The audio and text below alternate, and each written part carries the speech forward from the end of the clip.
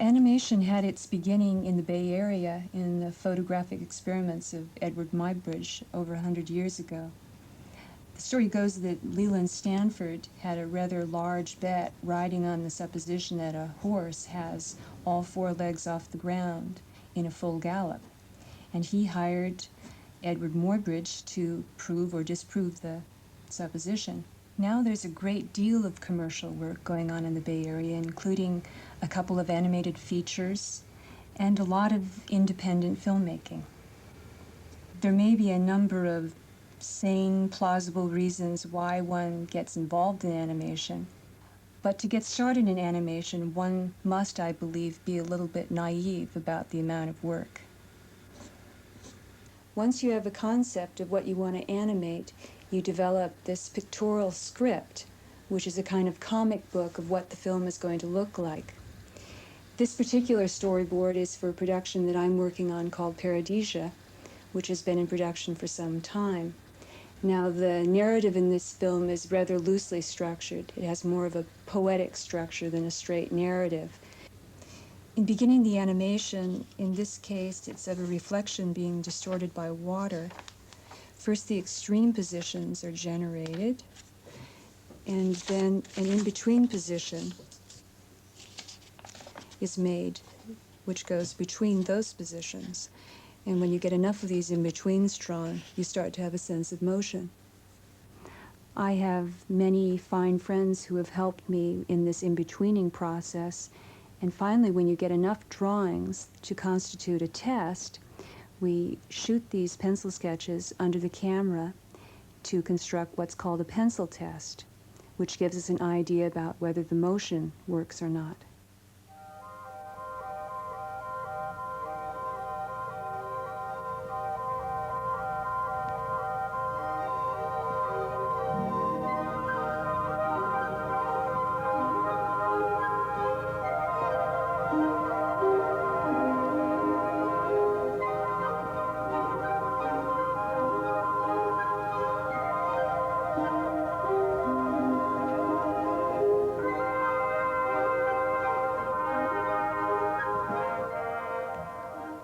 Well, once you're sure that the motion works, then the drawings are Xeroxed onto a cell. Now, this production is a little bit unorthodox because we're using frosted cells, which enable you to draw with colored pencils onto the surface, like this, and then they're back painted with a standard cell vinyl so that the background doesn't show through. And the overall effect is hopefully a little more painterly than the standard cell look.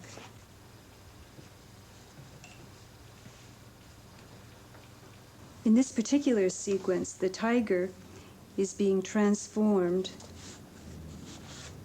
into a man through the embrace of the woman.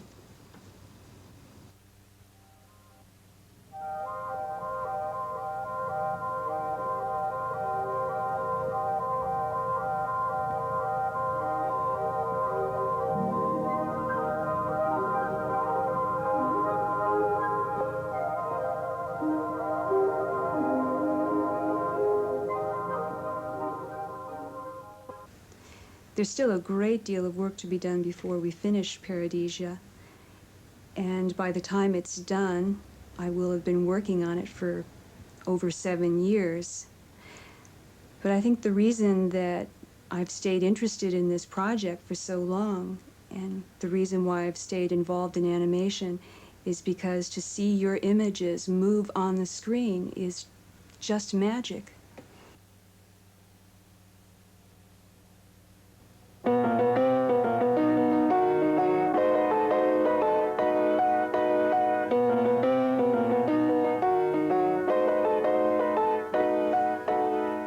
I'm Jeff Hale.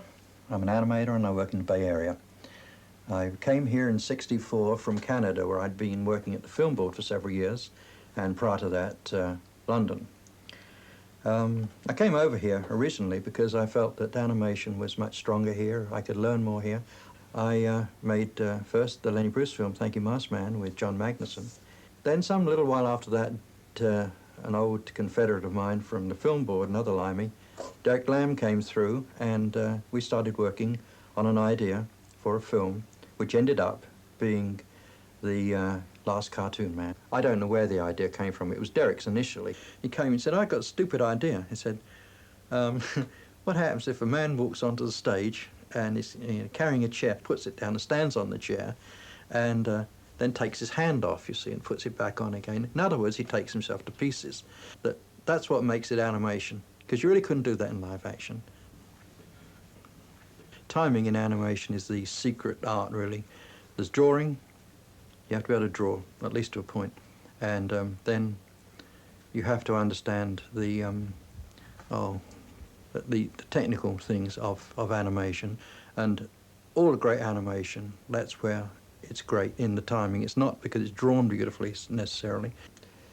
The Last Cartoon Man is essentially a humorous film, and it's the sort of thing I like to work with best. I prefer humor to anything else.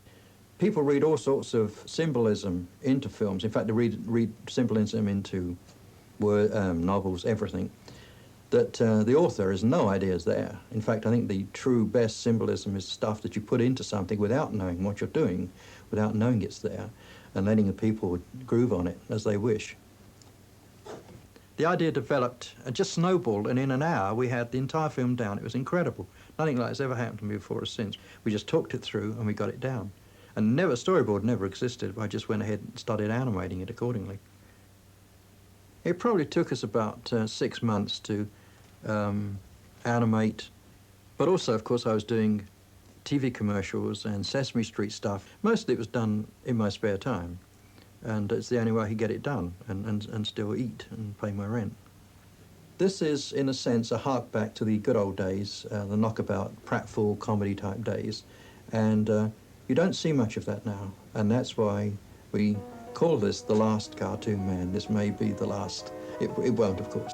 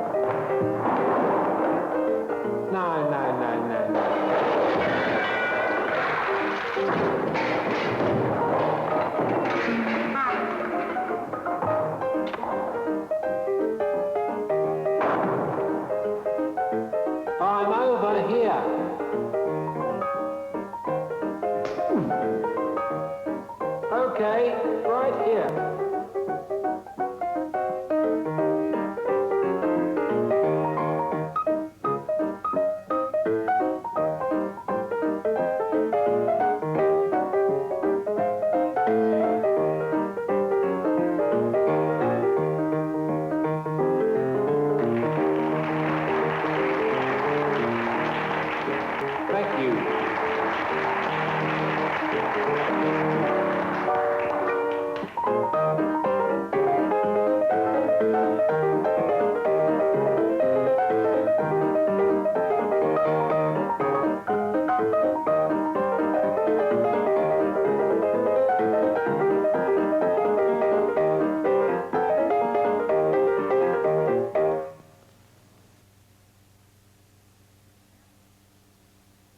Animation is sort of this open door to fantasy land. You're only limited by what you can draw, which can be sort of awesome when you're sitting down looking at the white paper, but it can also be a real delight.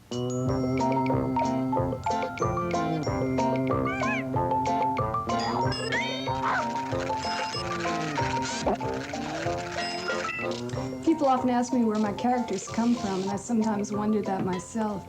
I read a lot of these Donald Duck and Uncle Scrooge comics when I was little, and the images of the money bin and of Donald Duck and the nephews and Uncle Scrooge all sunk into my subconscious and came out later not really looking like ducks to anyone but me, but in my mind they are ducks, Quasi, Snazzy, and Anita.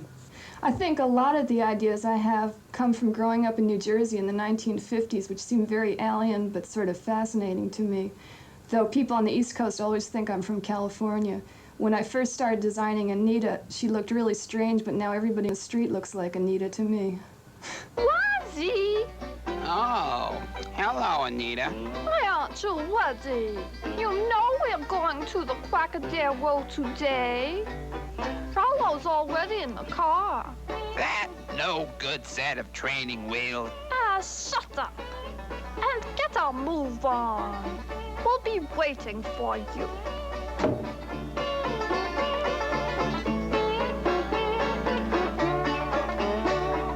All my characters are very emotional. For instance, Anita is easily angered, the Jane Fonda school of acting. The model sheet is used not just to show the proportions of character, whether they're 3 heads tall or 6 heads tall, but also to give some idea of the emotional aspect of the character, how to treat them in different situations. This model sheet I'm doing should help if I ever get a feature going to help other animators to draw the character the way I see it. I like to really take a lot of liberties distorting the characters because I think you can get really the personality of the character expressed through distortions rather than sort of rigidly having them walk around just opening and shutting their mouths and acting the same way. I really like using kind of weird motions, and I think you can get all kinds of strange emotions, just strange effects, by the kind of motion you draw, creepy characters or dancing characters, and distorting the characters in their motion can often lead to a funny feeling without it actually being funny with a gag, without somebody actually being hit over the head. It still can crack you up. Sometimes the characters look really weird on individual frames. If you saw it, you wouldn't think it would work at all, but what you're seeing is the motion. I like to create sort of anthropomorphic universes where anything can talk back to you, any door can say hello, goodbye, any food can get up and walk away before it's eaten. And that's one of the real delights of animation, is having all those possibilities there before you. Goodbye, Quasi.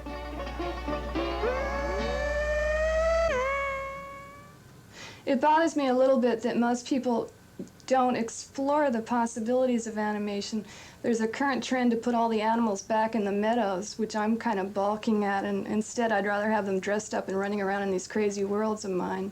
What's so wonderful is that anybody can do anything. Time can roll back, there just are no laws. Gravity doesn't even exist. Anything can go on, so why not take advantage of that instead of trying to make them all run around the meadows?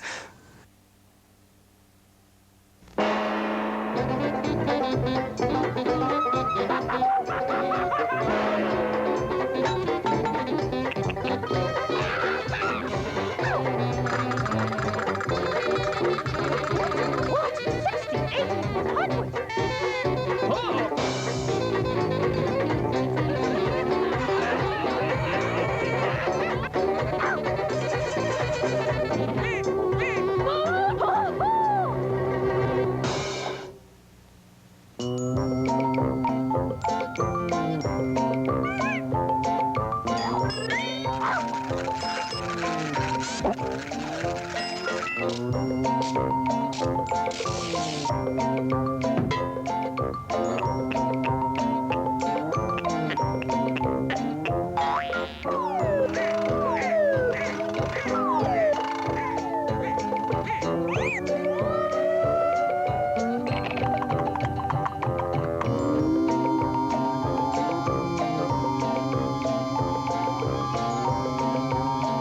must have one. Yes.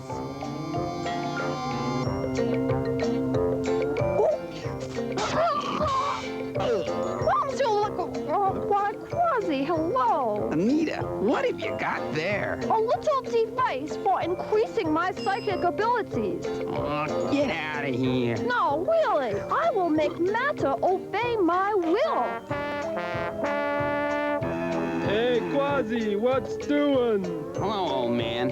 Oh, Anita, meet Snazzy. Oh, my pleasure. Want a lift? Oh, yeah.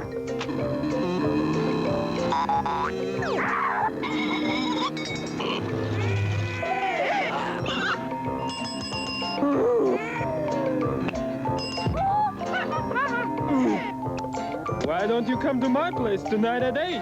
It's a date. And don't forget this time.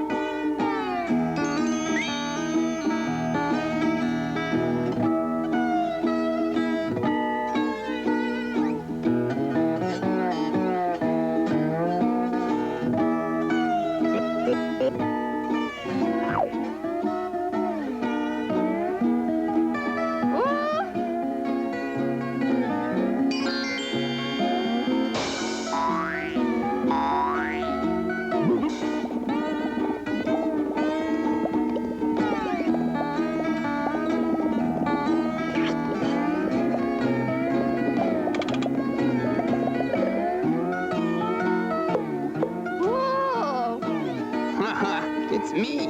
Let's go.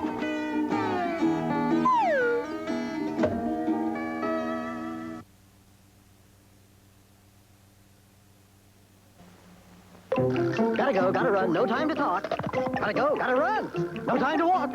Hey, what's the rush? Take your time. But time is money, don't you know? This is Bud. He's the director of the studio, also designer. He's totally responsible for all creative output. And this is Rudy, who's a producer, who makes sure that things get done on time and is responsible for the technical end of things. If you could see in the dark, you'd see how your son's favorite toy lurks at night, just waiting to trip you up. Yet it's so easy to keep that toy in its place.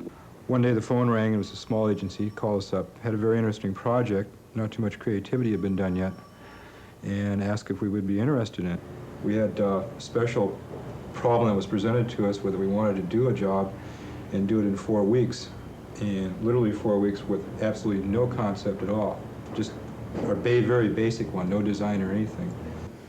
During the lunch, the art director explained that he had designed a billboard and with one line of copy which said 97K Monster FM, and he did a sketch of the billboard, which was the city of San Francisco silhouetted with a pair of eyes and an ominous dark silhouette monster behind it.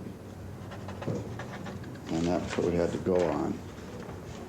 So I came back and worked on a little thumbnail storyboard. We knew that whatever we did, the soundtrack was probably going to be one of the most critical parts of it. So we always do this. We have what we call a beat sheet, which is the whole picture broken down into frames. We broke it all down where we'd want a footstep, where the sound would come up, and also where changes of color in the sky. We had the sky changing from a pink and then darkening all the way through it as the monster comes up.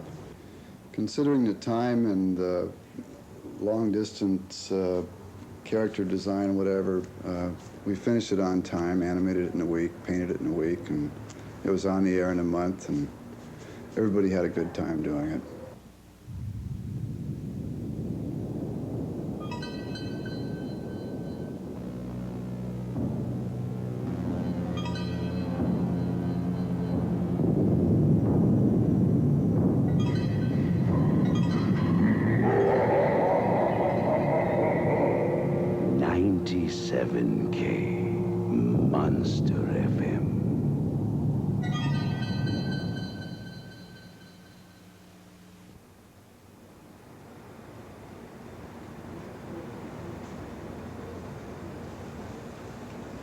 This is artwork from a bank commercial where we literally animated everything. We animated the characters were anthropomorphic architecture, and the land itself was supposed to have a character, sort of a cool, cold effect of, I think the copy ran, "Does your bank live in the land of no?" And they were all no, no, no, no. And eventually, after going past all these different banks, each one having its own little unique character bit, we end up on the good little bank, which was a client.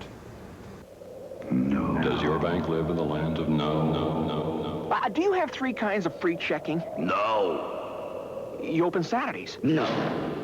How about a loan? Don't you? Our computer. No, no, no, no, no, no, no, no. Doesn't anybody ever say yes? Yes. Seattle Trust.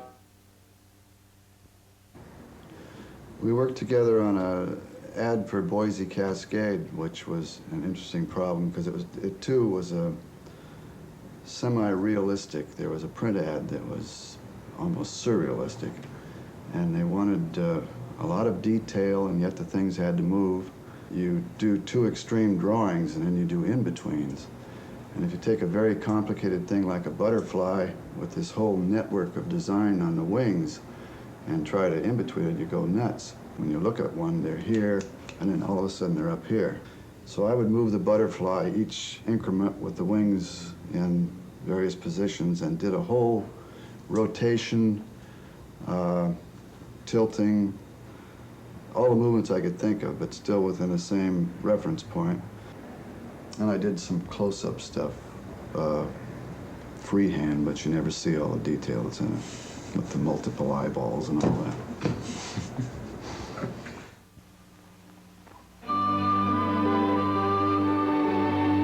What do you see when you look at a tree? It depends on your perspective.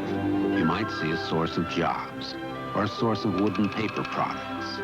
You might see an ideal base for a growth business, a natural resource that managed properly renews itself perpetually. Or you might see a splendid example of nature's artistry.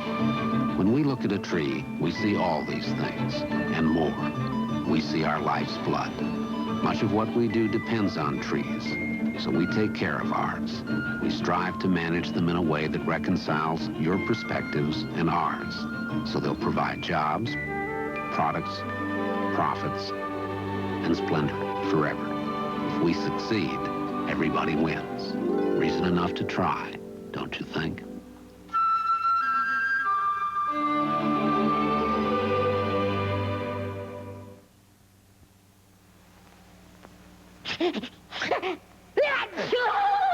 Hey, what's that? Something out there. Weird sound from way over there. Where are we? We're right here, behind the rock. Let's scratch gravel and mosey, pronto. Well, let's not scratch gravel and mosey over there. Why? Because if you go over there, you'll get us. Now, let me get this straight. Yeah. We're here. and it's there. So as long as we're here, and it's there, then we're safe. Good. About the most fun I've had in animation was a project I worked with, a Sesame Street project for imagination. At the time I was working with a friend, Walt Kramer, who was doing tracks and writing, and a group of us were doing a spot, I can't remember which one it was, but Walt Kramer and Rick Cimino and myself, and for some reason we got cutting up and everybody was doing Gabby Hayes voices and arguing with each other. What in the blue tarnation was that? I don't know. Let's split up. Oh, is that safe? Yes. Okay. I'm next to you, and you're next to me. Yeah. Let's change that. All right. You go over next to the cactus. Next to the cactus? Yes. Yeah. What are you going to do? I'm going to go next to the rock. I don't know what next to means, but I trust you. Slither on over there. Get right beside of that's next to. Go on, go on, go on. Side wide, no good cowpoke. Whoa, you got right on top of the cactus. I told you to get next to. Well, I told you I didn't know what next to means. Means right beside of. Oh. What made that sound? There's some other guys. Well, now you're next to them other guys.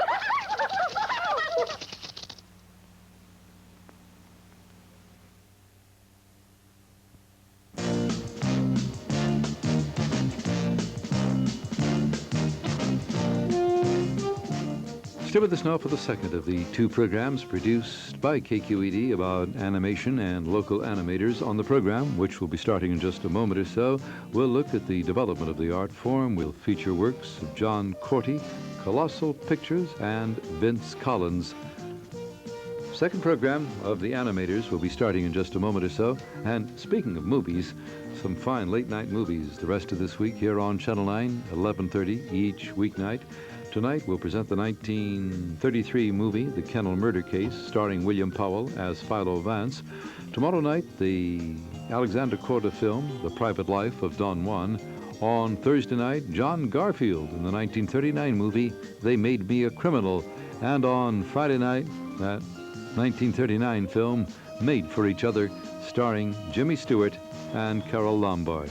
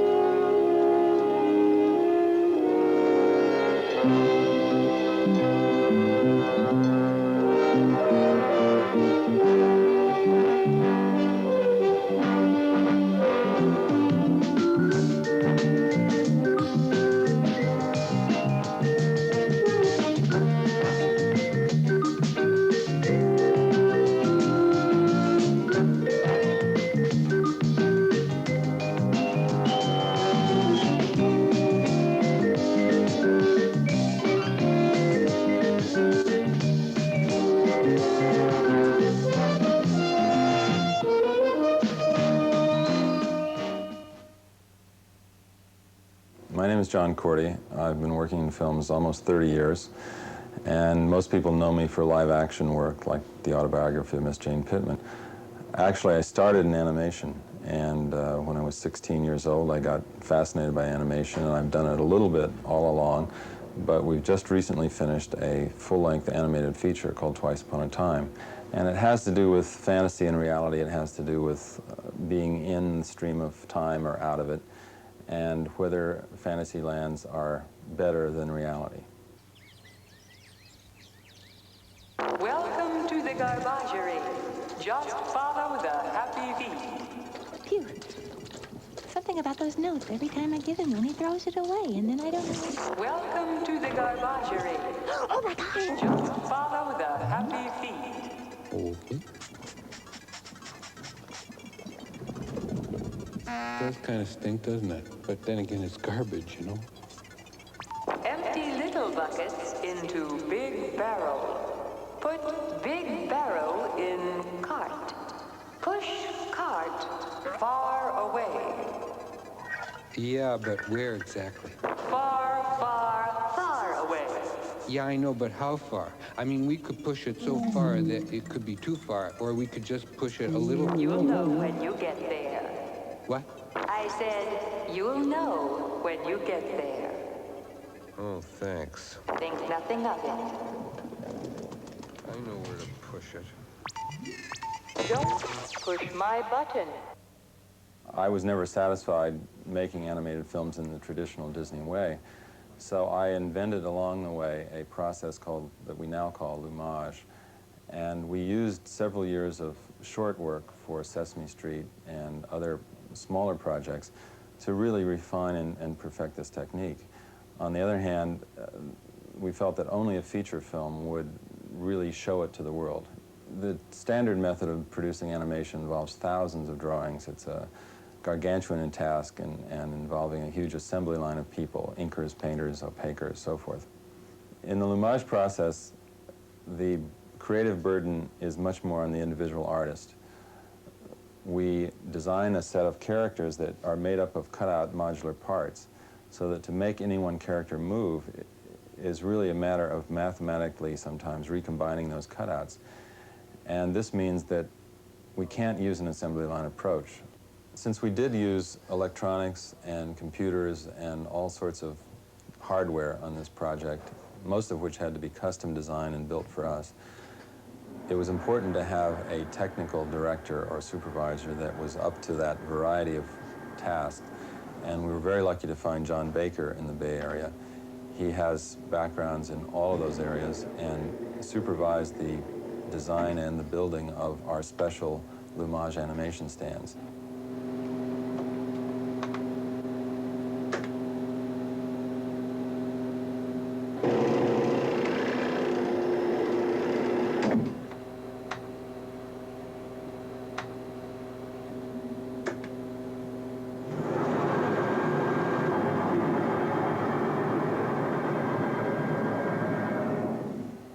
Used to be in the old days, if you wanted to do a move, you'd have to sit there with a crank and crank it a little bit and shoot a frame, and then crank it a little bit more and shoot another frame. Whereas these days, we're essentially using the same technology that George Lucas and his people use in creating all the special effects for Star Wars, which is we have computers essentially figure out these moves, or help us to figure out these moves, and then they actually execute them. As you can see, I'm just talking with a computer keyboard, and it's then taking my instructions and executing that into a move.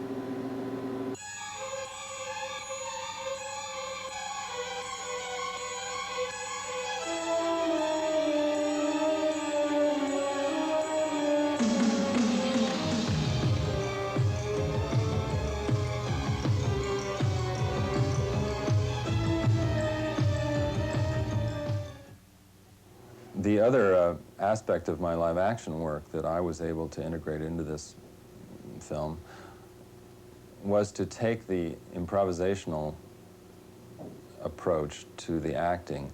And I did a film years ago called Funny Man with people at the committee, and I got to know how that Second City and committee kind of improvisational cabaret system works. And I felt that when it works, it's far funnier than any lines that I can write or anybody else can write. And so our approach on this film was to block out the story, to develop a very real structure, and we wrote 14 drafts of the script, but all of those drafts were taken into the recording studio and the pages were handed to the actors, and we said, okay, read it from the paper a couple of times, and after that, just go with the scene. Just do it your way. I just want to say a few words to you minions before you go off on your mission. I know some of you have wives and sweethearts and all that malarkey. There's a good chance some of you won't be coming back. I can deal with that. Even an animated film has to have a villain, of course, and our villain is Synonymous Botch, played by Marshall Efron. Marshall is very experienced in improvisation, and after a while, all we had to do was to start him in a certain direction, and he would run with the scene.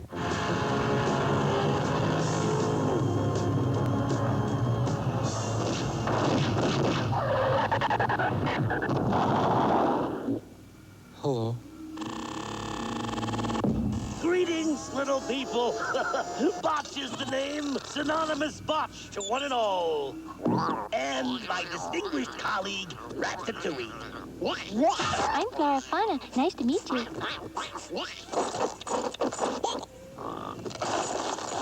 I couldn't help but overhear you talk about our mutual friend Greensleeves. This is distressing, isn't it? You know my uncle? Oh, you're friends. Oh, colleagues, actually. Ratatouille! Excuse yourself, you naughty, naughty little sweetie. You ate all the garbage, huh? Give me a kiss.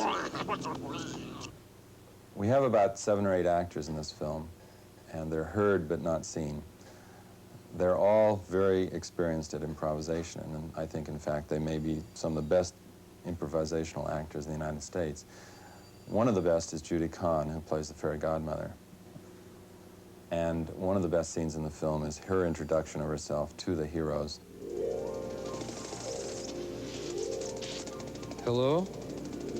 Who are you? I'm your fairy godmother. What did you expect, the Avon lady? Avon? You guys have screwed up in a rather royal way. We made a mistake? Trust me, I'm your fairy godmother. Ours? Everybody's. Look, Botch is a schmuck, a bad man. He's got Greenie, the figs. He makes all the nightmare bombs for the whole world, and he wants nightmares forever. So you guys have to stop him. We guys? You guys. And you gotta find that crazy kooky spring before Botch gets his hands on it. But it's gone. I mean, we don't even know where to look, do we? Good grief, you're small in the hat size. Now, where did you see it last? Outside. Good, that's a start. Look outside. It's not inside here, so maybe it's outside there. Am I moving too fast for you? No. Good. Now, I suggest that you find that spring. Okay, we'll try, but listen, honestly, we haven't been too very successful lately. Your spirit of adventure is inspiring. Thanks. Better take these 3 dimes. Dimes? Yes, they're magical. You get in any real trouble, you toss one in the air, a phone booth appears. Personally, I don't understand it. Anyway, give me a call, all right? Here's my number. Thank you, fairy godmother. Just call me FGM. I hate excess verbiage. Many people are aware that San Francisco is becoming more and more of a film center, not necessarily the center, but at least an alternative center for film production. But what's interesting is that in the beginning, we were very afraid of our difficulties that we might have in finding enough cartoonists, animators, artists to work on this film. Once we got into it, we found them all over the place. We had people who left Disney to come here. We had people from New York. But we had 30 or 40 people from the Bay Area who all had good experience and lots of talent. And in some cases, we hired people on a Wednesday morning, interviewed them at 9 o'clock, hired them at 10 o'clock, and put them to work at 11 under a camera. So there was a lot of talent involved in this film and a lot of hard work, and a lot of people just jumped right into the process and started swimming. The producer of the film, Bill Couturier, came to our company from a background of documentary work, animation work to some degree, and also a lot of business training. And he brought these skills together very well and supervised all of the editorial and sound mixing aspects. Something a lot of people are curious about is how you get the animation to synchronize with the voices. And a lot of people assume that you animate and then do the voices. That's not at all how it's typically done. Normally what you do is way before anything is animated, but once you have your character designs and know what your story is going to be, your screenplay, you go in and record the voice tracks.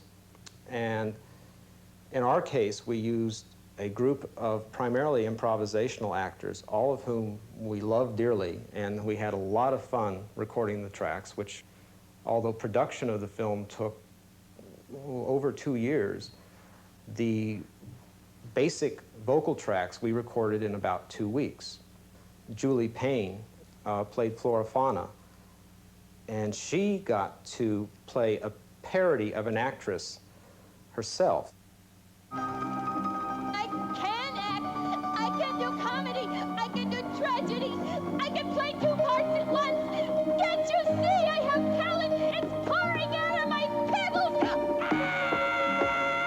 Boy, can you ever act. Wow, what pathos, what pain. I've been trying to tell you I'm ready to devote my life to showbiz. great. I am showbiz, and you are talent. Here it is, the Merkworks, the actual stages where I produce all the world's best nightmares. Don't you just love it? I do. Oh, catch this.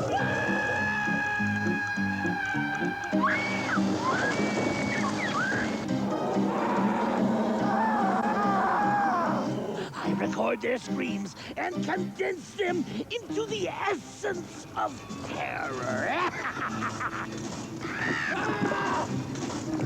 Only the best, the most horrible are poured into my nightmare bomb.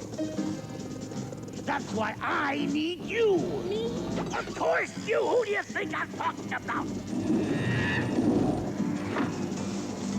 I'm gonna put you into training right away. Clear the tracks. The stage is set. I'm ready. The time is right. I'm ready. Break a leg. I'm ready. I'm definitely ready. Break both arms. Break your head. Break your neck. Break your back. Actually, I'm not quite that ready yet.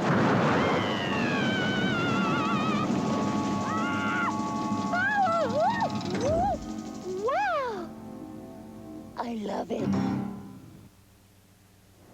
Chuck Swenson came to us just after leaving a partnership which was called Murakami, Wolf, and Swenson in Los Angeles, involved very much in animation for years and years, and brought to it a kind of experience with cartoons in a pure entertainment sense that many of us didn't have. Generally, I'd draw up a storyboard, bring it to the animators and artists that were to work on that portion of the picture. We'd pick it all apart. John would put his input in. We'd put it all back together again. It would go off to start getting itself done. People brought other ideas to it.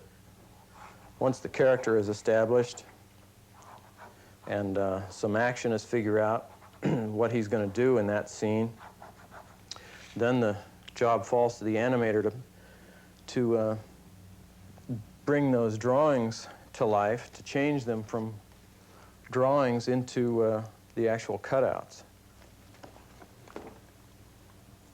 You go under camera, put the little pieces together, the film is shot, you sit down at dailies, and everybody looks at what you've done. There's no chance to take it back and say, oh no, I didn't mean that. No, you're stuck with what you did. Rod Rescue Man, for instance, came out of our past consciousness.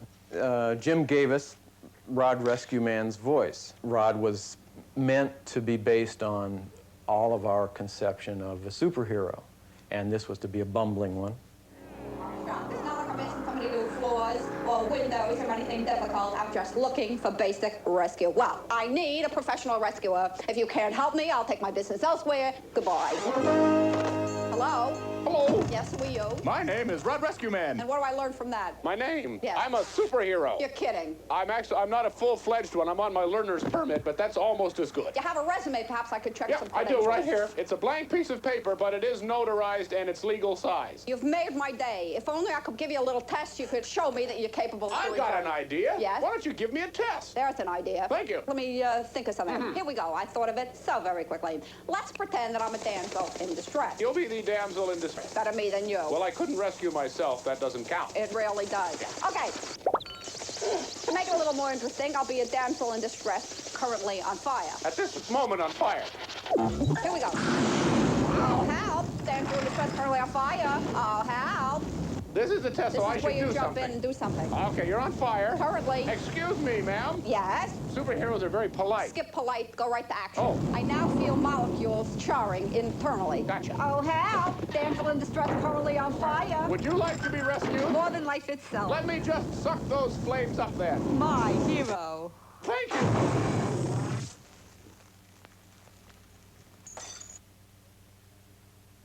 Twice Upon a Time was a once-in-a-lifetime experience for all of us. It was a huge amount of work. We would probably do it again, but not in the next 2 or 3 weeks. Very good. FGM, am I glad to... You're you. Bye. You guys did really good. Come on now.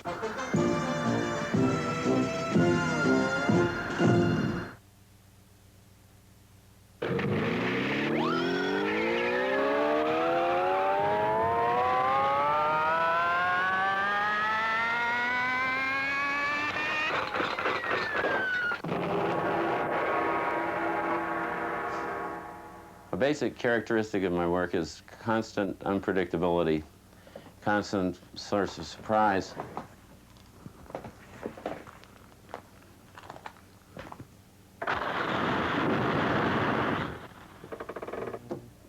Now, this is a good example of an unpredictable transition. Cars come in from the sides of the screen, and their headlight beams shine on a cube or a block of some sort. The cars pull away, leaving the headlight beams, which turn over to become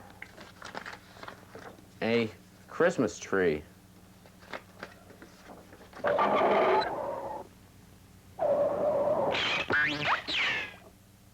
mean, I like making the films more than even watching them. I even like doing the boring parts. I like the repetitious parts, the endless painting of cells.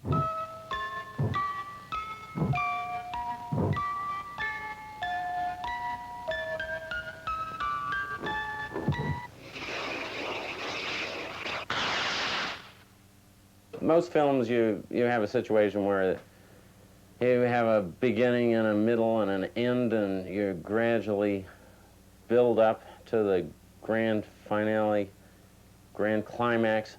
In the case of my films, I eliminate all that unnecessary building up, and I just have a series of grand finales.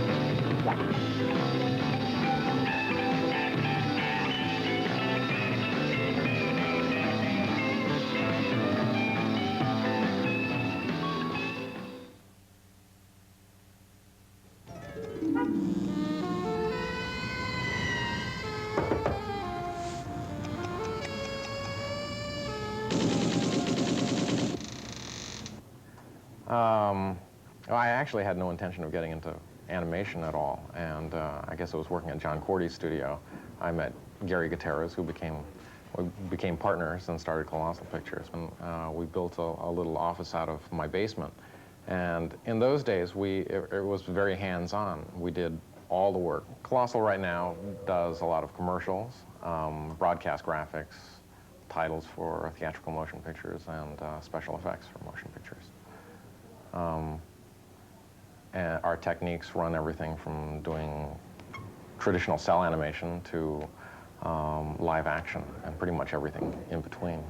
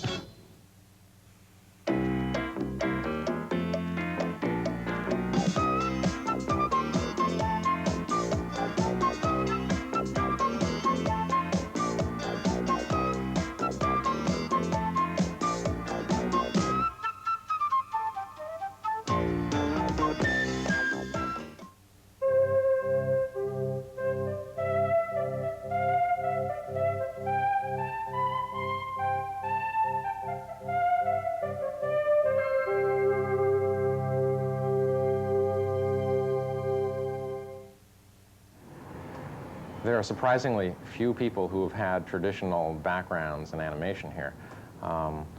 People have come from graphics or fine arts. For us here, it's good to have that kind of flexibility and depth, because the way we attack problems is to get everybody together, suggest a number of different types of solutions, and whatever seems most appropriate is what we pursue. The kind of person that ends up being valuable to us is somebody who has a very kind of open point of view about how to attack problems. And people who've been in the business for a long time doing things along more traditional ways would have a much harder time breaking the mold. Our animation stand is a glorified erector set of sorts. I mean, it's a camera held together by bolts and pieces of metal that allow us a flexibility that we couldn't get with a commercially bought stand. This is a piece of routed out plexiglass, which we had made to do the Channel 7 logo. The light comes from behind. It's a backlit image, and we have gels coloring it any way that we want to color it.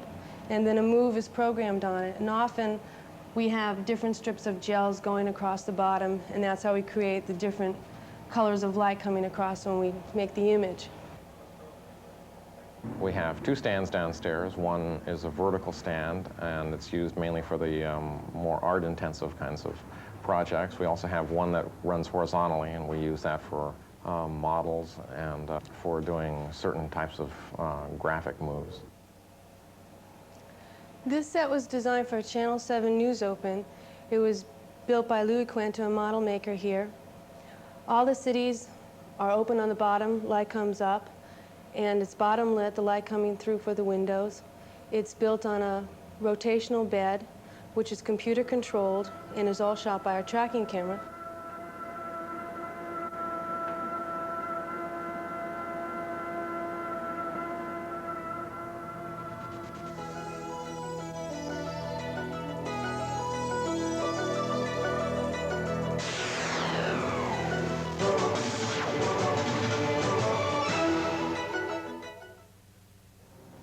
It's difficult running a business that deals with art.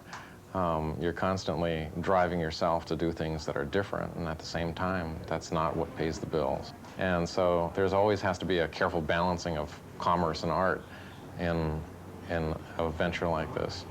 And it keeps things interesting. I mean, sometimes it makes things scary, and sometimes it's real exhilarating.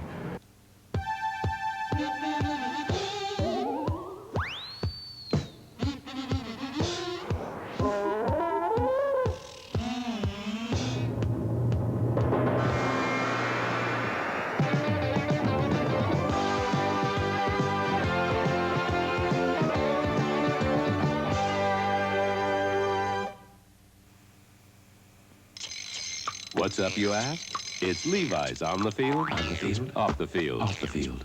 Clothes that can take a real workout. On the field. Levi's on the field, off the field. Off the field.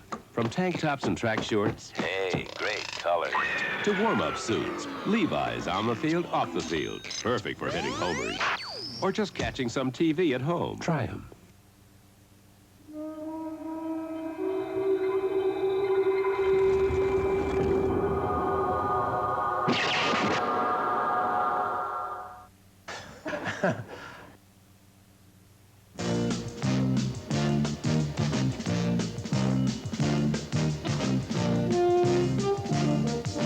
At 10 o'clock tomorrow night, you're invited to join us for Garlic is as Good as 10 Mothers. As many of you probably know, that's Bay Area filmmakers Les Blank's mouth-watering tribute to garlic. The program was filmed throughout the Bay Area, from Chez Panisse to Flint's Barbecue.